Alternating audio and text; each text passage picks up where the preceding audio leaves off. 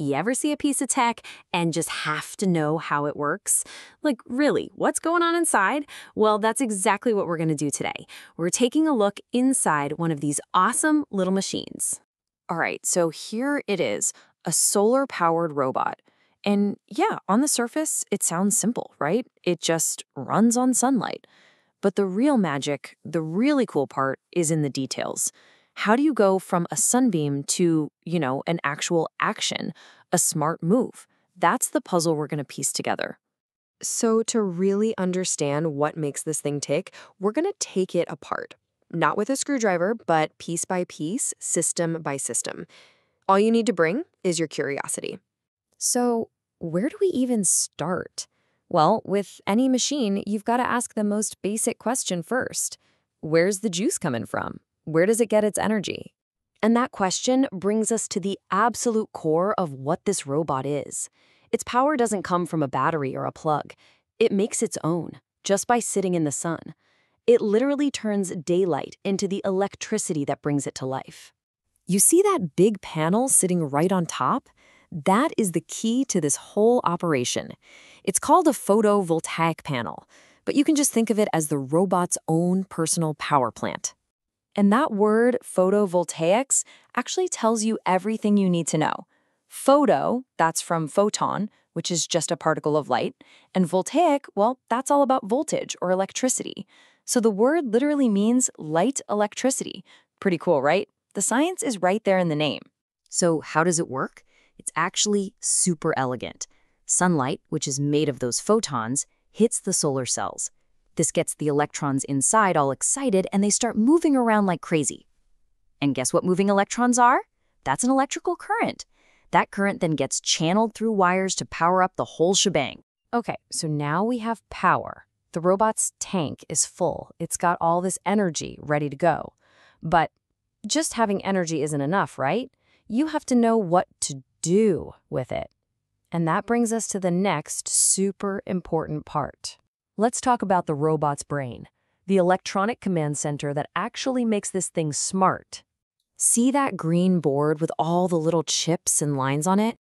That is the microcontroller.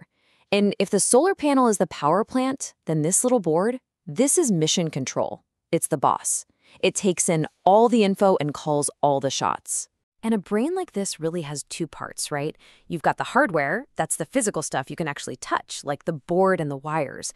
But that hardware is just a paperweight without the software. The software is the code, those invisible instructions. It's like the ghost in the machine telling all the physical parts what to do. All right, so we've got power and a brain. But a brain can't do much if it's just sitting in the dark, right? It needs information. It needs to know what's going on around it. So, how does this robot actually see the world? That's where the sensors come in. Think of them as the robot's senses, its way of seeing the world, so it doesn't just, run into a wall. Look at the front of the robot. You see those two little circle things? They totally look like eyes. And honestly, that's a great way to think about them. These are its ultrasonic sensors. Now, they don't see with light like we do. They actually see with sound. It's basically echolocation, just like a bat or a submarine uses. One of the sensors sends out this super high-frequency sound, we can't even hear it. Then it listens for that sound to bounce off something and come back as an echo. By timing how long that echo takes to return, the brain can figure out exactly how far away an object is. And if it's too close, the brain says, "Whoa, time to turn." Okay, let's recap. We have power, we have a brain, we have eyes. This robot can make its own energy, it can think, and it can see what's in front of it. There's just one last crucial piece of the puzzle. How does it actually, move? And that brings us to the final system we're going to look at. What actually puts this robot into motion? So let's stick with our analogy here. If the brain is the microcontroller and the eyes are the sensors, then the motors and the wheels, those are the muscles. They're the parts that do the actual heavy lifting. And the chain of command is super clear. The eyes see a wall, the brain decides, okay, we need to turn left. Then the brain zaps an electrical signal to the muscles, the motors, telling the right wheel to spin and the left one to stop. Boom, the turn is made.